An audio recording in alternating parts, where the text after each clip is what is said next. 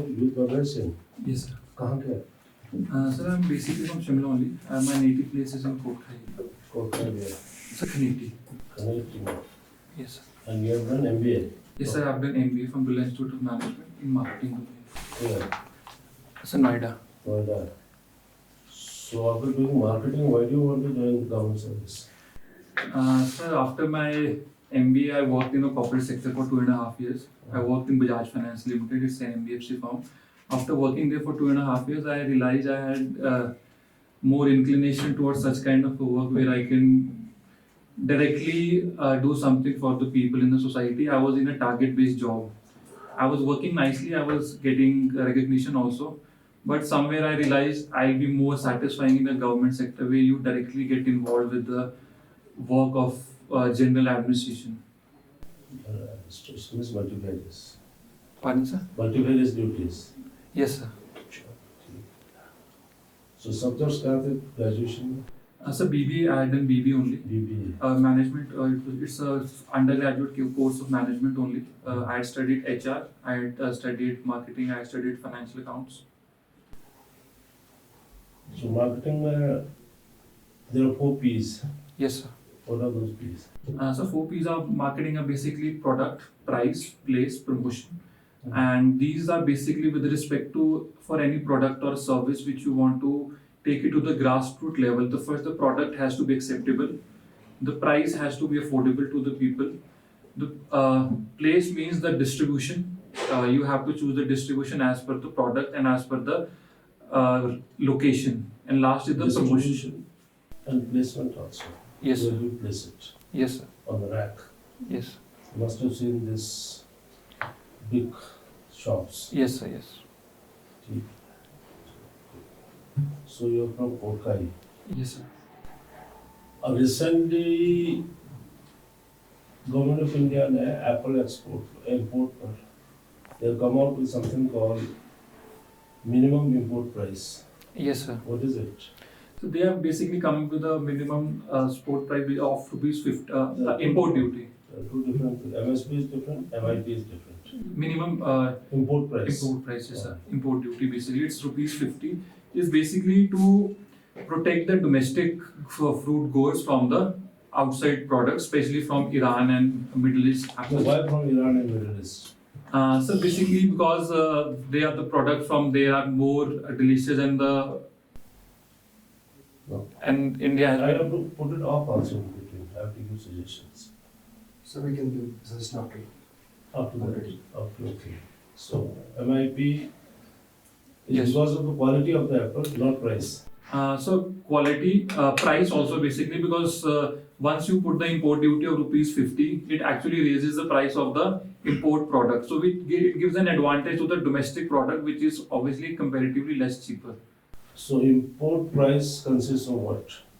You must have read in the So these are tariffs, these are the costs, and these are also the import duties which are levied on the products which are imported. Good. And what is MSP? So it's a minimum support price.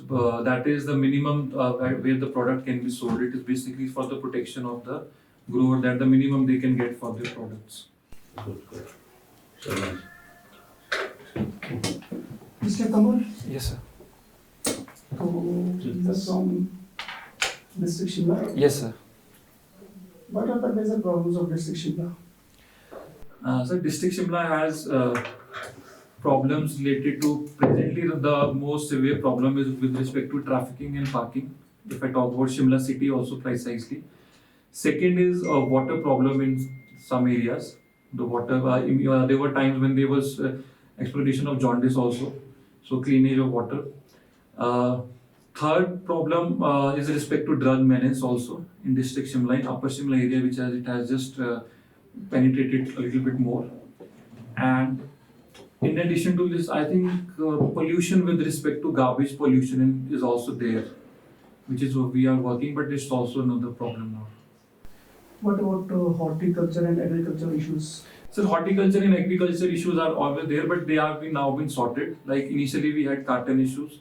Then we had an issue with respect to the weight. Like they wanted to sell the apples based on the weight, not on the based of the the packages. Now the government has decided like there is a maximum limit of 24 kg in a per peti of an apple, and there is no restriction based on the number of trays. So that has been sorted out. Plus, there is an Himachal Pradesh Fruit Growers Association. They are constantly in touch with the government. They have established a platform where they are now coming up with their grievances. So I'm hopeful that it can all be sorted out. Recently, there was one slogan, "No means no." It relates to which district? Have you any idea? No means no. Sir, as far as I recall, I think it's with respect to Kullu, I think. I cannot recall this one. It's Kanwar. Okay. Village. Okay, sir. क्यों है ये? Why was it news? I cannot recall this. एक hydroelectric dam खोलने की बात थी Yes, of sir. more than 800 megawatts. Yes, sir. तो पंचायत हुई, they refused. No means Okay, sir. no. Okay, sir. अच्छा, recently one district has been categorized as tourism capital of Himachal Pradesh. Which is that district? Sir, it's Kanwar district. And basically, in the budget, we have come out with a comprehensive tourism policy also. In Kangra has been designated as a tourist capital. We are looking forward to have a golf course. We are looking forward to have adventure tourism. We are looking forward to have, in addition to this, the green ecotourism will be added into it. So it would be a second important destination in addition to Shimla. Have you heard Bankhandi? Yes, sir, Bankhandi. Why was it news? So there is a tourism plan in Bankhandi also. As far as I can recall, in Bankhandi there is a proposal to have One zoo is proposed. one zoo is proposed there. Yeah, is it in The Kangra capital only? of rupees 300 crore, and 300 crore is a huge amount Yes, sir. as we consider of Himachal Pradesh. Yes. What are the social and economic implications of Atal Tunnel? The social and cultural implications. The social and cultural implication has with respect to like it's in tribal area. So if you look at tribal based from the basic definition of tribals or the particular vulnerable tribal groups, it's like people who are not much open to the outside culture. So that's the one negative where the people will now might be hesitant. People who don't want so much of involvement of the outside place. But on a positive front, it will also leads to more of an exposure to the tribal area where now the people from metropolitan cities will also be coming. There would be different kind of an tourism also, like adventure tourism is a new concept where people go in rallies to these areas. So I think cultural implication would be positive to me. I think a area which has been unexplored, it will come into the world forum as a good tourism destination. What is the height of Rohtang? So height of Rohtang is approximately 3,600 meters, approximately 3,600. 3978. Got it. Okay, sir, I'll check it. What is Chat GPT? So ChatGPT is basically an artificial intelligence platform. It's a platform which will once get accustomed with the human behavior and it will give you a response with respect to your earlier response. It will track down the chain of questions and responses and it will give you an automated response. Supposedly, ChatGPT, you ask for going to Shimla. You're coming from Kangra. And you reach a junction where you have one space going to Chai and you have one space going to Himachal. So it will immediately tell you this is Shimla. And immediately if there are two junctions which come with one with a trafficking road and one with no traffic, it will even also give you that this is the less traffic and this is the nearest route. Have you heard Shiva project? Yes, sir. What is it?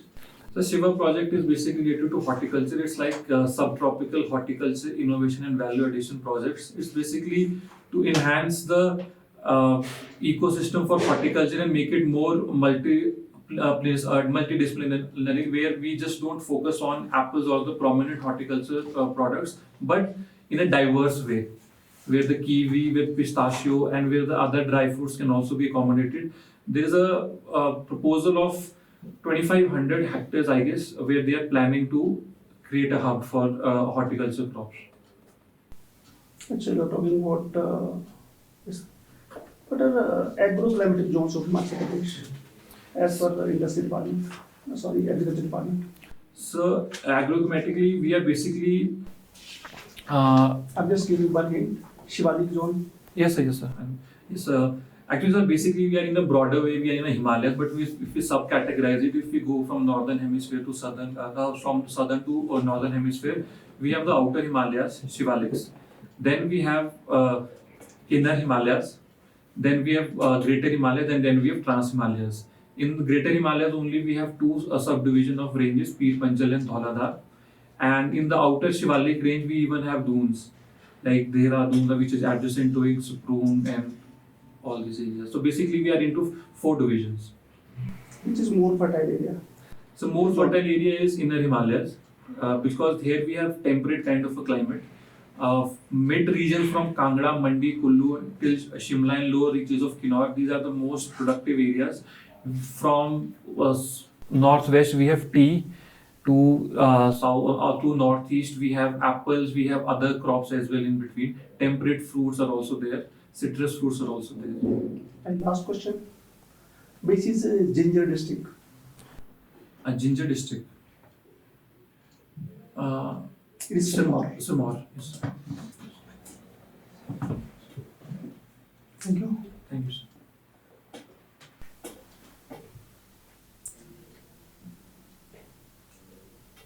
Okay, Mr. Kanwar. Yes, sir. So you are from Shimla district. Yes, sir. Can you tell me the name of 3 hydel project in Shimla district? In Shimla district. Yeah. Okay. In Shimla district, one is Chaba. No, okay, Chaba is. Okay. Shimla district. Okay, no problem. I cannot recall it. Okay. Sabra. Yes, sir, Sabra. Okay. So in our country, we have seen nowadays extrajudicial killing. You know, Yes. police encounters taking place Yes, sir. in few states. Yes, sir. So what is your own take on it? So why it is happening? So extrajudicial, these police killings, according to my opinion, I don't stand with it because there is if I look at our constitution, we are a country which has categorically mentioned in our constitution procedure established by law. And that means that for any kind of an act, there has to be a procedure. If the killing is something, there are exceptional cases when you take permission from the judicial and when you go for an encounter. I am totally agreeing with that. When the threat is so much, where a terrorist has come or where we have come into a situation where we need to defuse the XYZ person, then that thing, I think, encounter is right. But in cases where people are in judicial custody, in cases where the matter is sub judice, I think we need to stick to the procedure established by law because it will create a repercussion in the future. It will create a chain of reactions from the other political parties. It will get colors of caste. It will get colors of religions also. So I think we should stick to. There are 2 type of groups. Yes, two sir. type of people. Yes, sir. One group is supporting this action of police. Yes, sir. And other is opposing. Yes, So sir. why people are supporting this?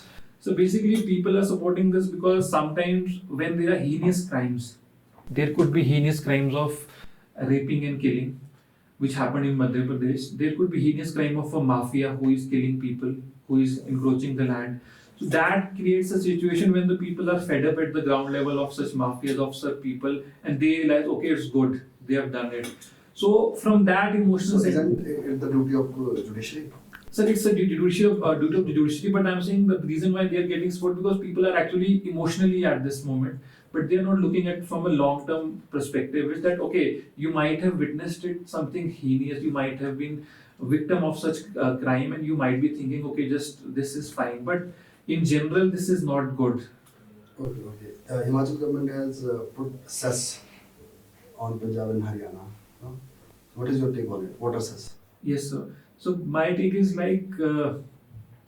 What's the difference between cess and tax?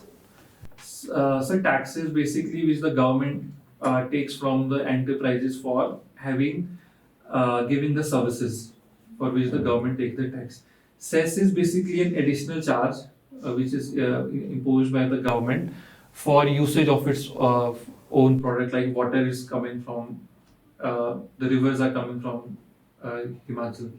As far as I recall, I think water has an implication, negative implication with respect to the enterprises. Like in the industry policies, we have given assurances that the basic necessities will be at a cheaper rate, but Basic difference, very basic difference in one line.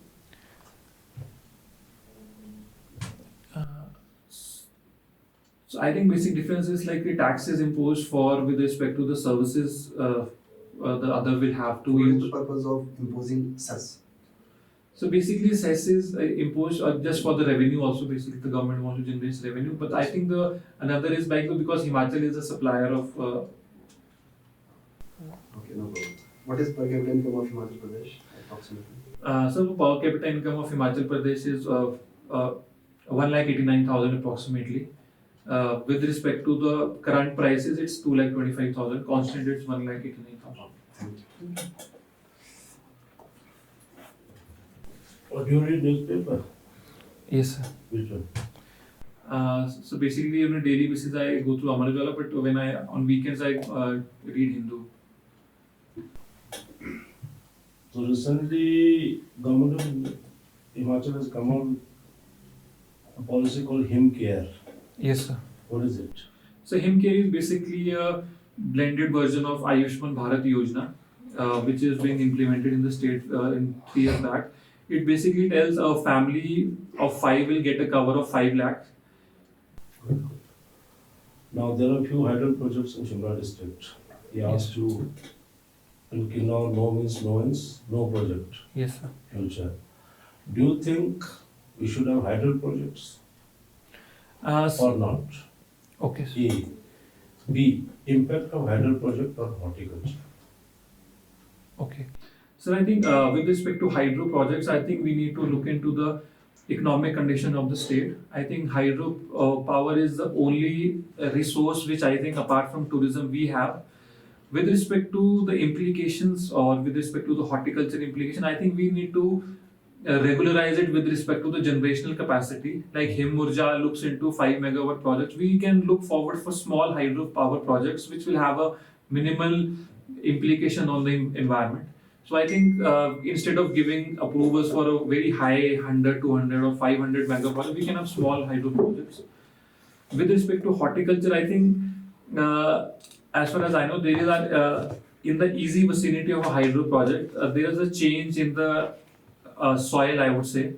There is a silt, the soil texture changes. It creates. Number one is okay, silt. Number two, So it creates more heat, it lowers down the temperature because the land breeze, sea breeze concept also takes into place when the water is there. So it lowers down the temperature. So for temperate fruits may not be that beneficial. good. So Mr. Jokta asked you about water cess imposed by government of Himachal Pradesh. Yes. What is the riparian state? Riparian states. Why is Punjab and Haryana opposing it? So the reason is because obviously they will have to pay higher charges. Okay, I am not able to recall it. That was it. Good. Okay. Now I want to brief you. Yes. Is it Formal interviews over. formal Message interview? over, yes. Number one.